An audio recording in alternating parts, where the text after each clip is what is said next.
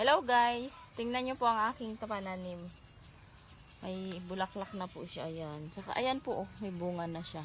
Ang dumi ng kamay ko. Kakatuwa po kasi, oh. Mag-o 1 month pa lang pero may bunga na agad.